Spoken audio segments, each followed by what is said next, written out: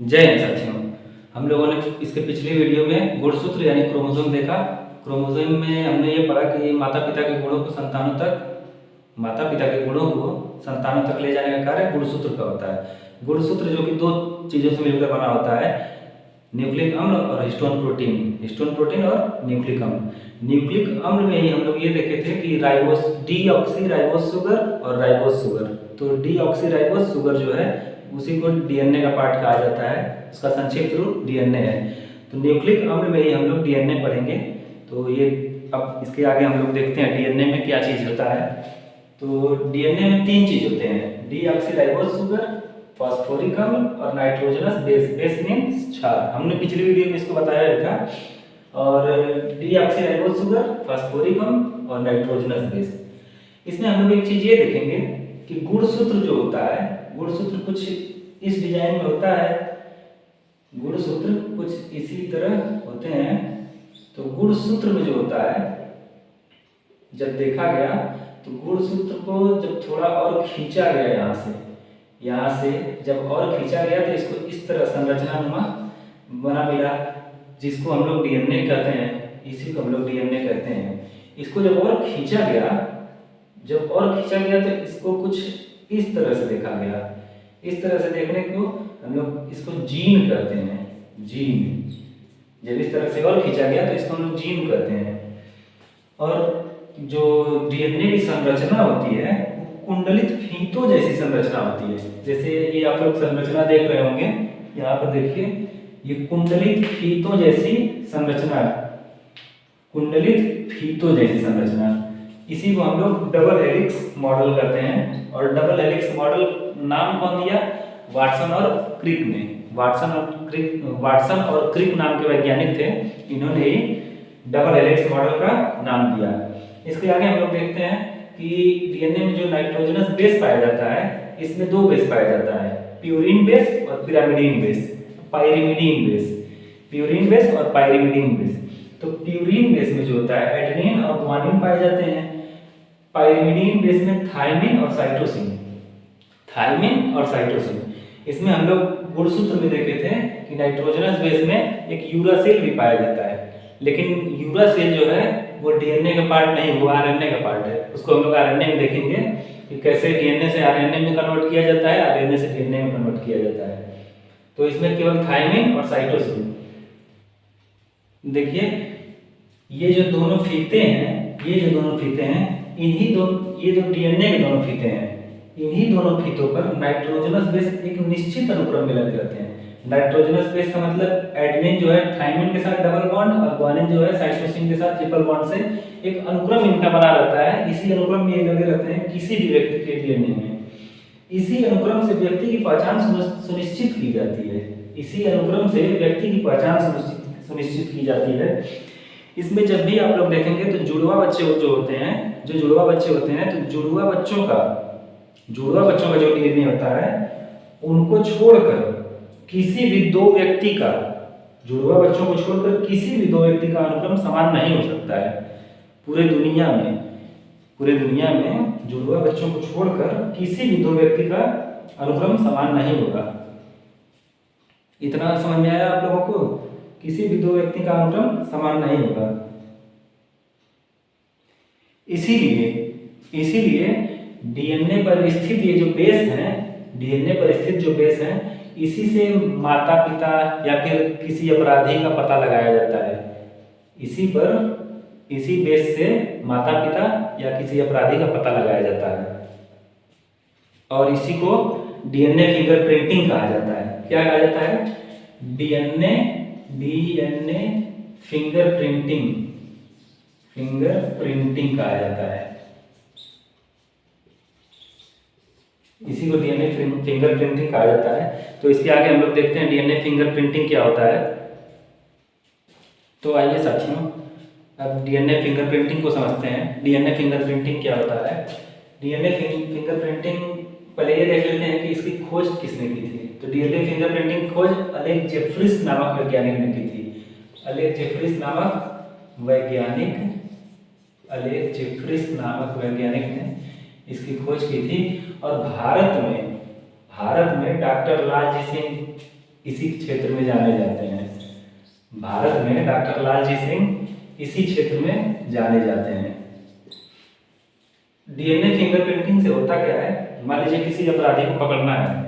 कोई अपराधी अगर किसी स्थान पर या किसी भी स्थल पर कोई अपराध करके वहां से चला जाता है, तो अपराधी का रक्त या फिर अपराधी का बाल या फिर नाखून, कोई भी चीज हो अपराधी का, जिसमें से डीएनए निकाल लिया जाता है। डीएनए निकाल के डीएनए को साफ किया जाता है। डीएनए को साफ करने की प्रक्रिया इंडोन्यूक्लियस एंजाइम से डीएनए को साफ किया जाता है। और डीएनए साफ करने के बाद उस पर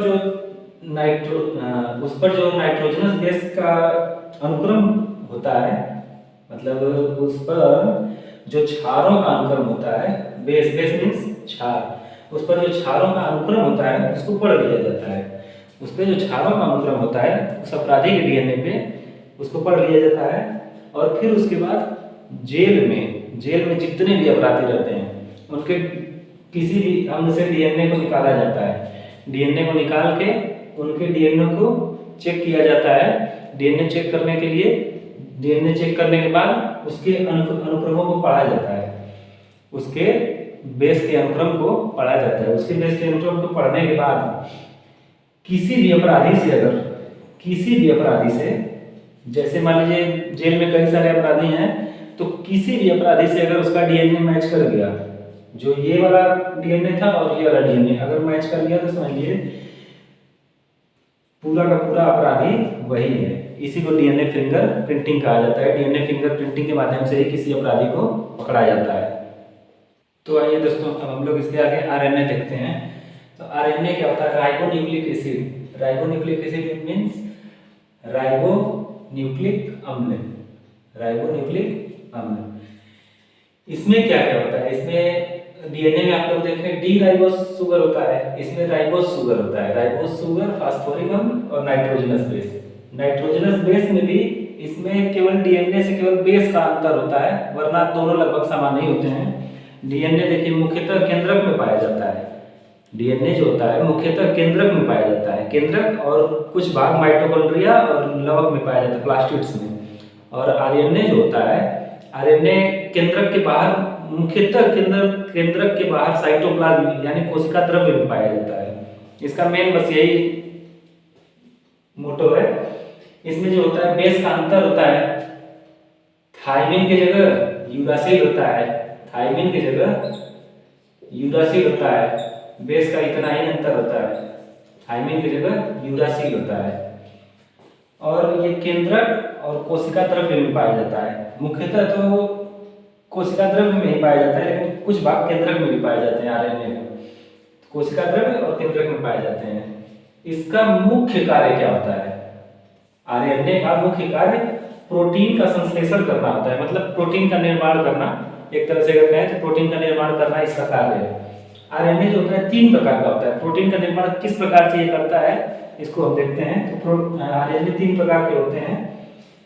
एमआरएनए मतलब मैसेंजर यानी संदेशवाहक आरएनए, संदेशवाहक। एमआरएनए यानी संदेशवाहक RNA. TRNA means transfer RNA. और आरआरएनए राइबोसोमल आरएनए। एक चीज इसमें ये देखिएगा, डीएनए में जो था डबल हेलिक्स मॉडल था इस प्रकार से, और आरएनए में जो है डबल हेलिक्स मॉडल नहीं पाया जाता है। आरएनए में केवल इस प्रकार से। इसी में जो होता है एडेनिन जो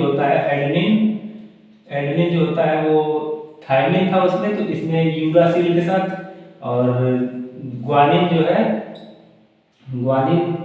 एडेनिन यूरासिल के साथ और ग्वानिन साइटोसिन के साथ। इसमें से केवल थायमिन को हटा के यूरासिल कर दिया गया है। और इसमें देखिए प्रोटीन का संश्लेषण किस प्रकार से होता है।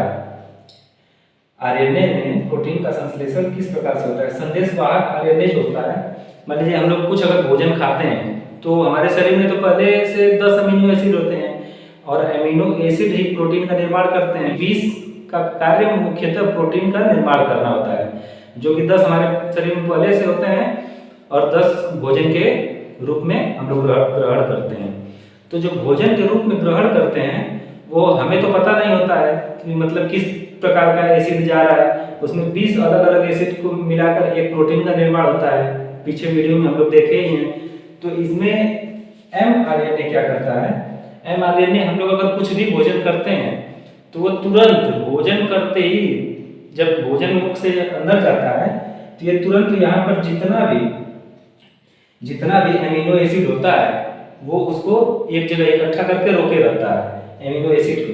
फिर ये क्या करता है, ये इसको बुलाता है ट्रांसफर आरएनए को। ट्रांसफर आरएनए जो होता है वो आता है, उसको आने के बाद जितना भी एमिनो एसिड ये इकट्ठा किया रहता है तो वो अपने साथ लेकर जाता है। कहाँ लेकर जाता है, केंद्रक और कोशिका द्रव्य के पास, राइबोसोमल आरएनए के पास। तो राइबोसोमल आरएनए क्या करता है, मुख्यतः यही राइबोसोम जो होता है प्रोटीन निर्माण का कार्य करता है। तो ये यहाँ से ट्रांसफर आरएनए जो है यहाँ लेकर जाता है, तो यही मुख्यतः प्रोटीन का निर्माण होता है। प्रोटीन का निर्माण यही आरएनए में होता है। तो आई होप आप लोगों को इतना समझ में आया होगा। इसके आगे हम देखते हैं। तो दोस्तों आइए हम लोग इसको एक नज़र में देख लेते हैं, दोनों में क्या क्या चीज़ पाए जाते हैं। देखिए डीएनए में मुख्य रूप से थायमिन पाए जाते हैं और आरएनए में मुख्य रूप से यूरासिल। थायमिन की जगह यूरासिल, और डीएनए में मुख्यतः 2 फीते होते हैं, आरएनए में 1 फीते होते हैं। ये सब तो हम लोग देखे ही, बस एक नज़र में यहाँ देख लेते हैं। डीएनए में मुख्यतः 2 फीते होते हैं और आरएनए में मुख्यतः 1 फीते होते हैं।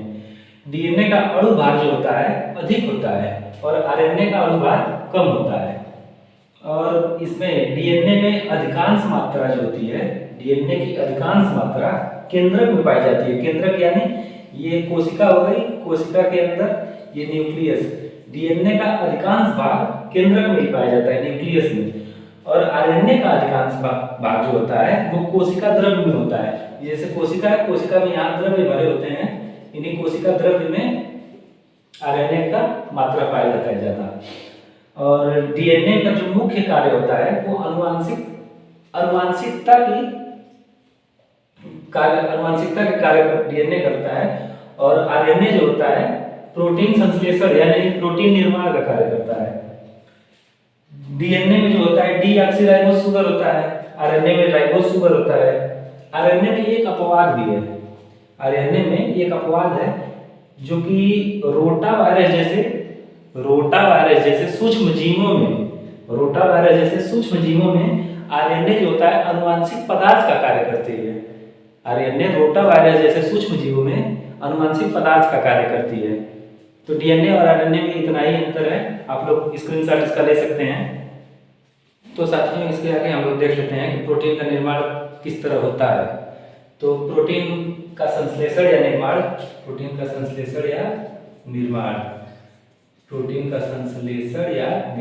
किस प्रकार से होता है।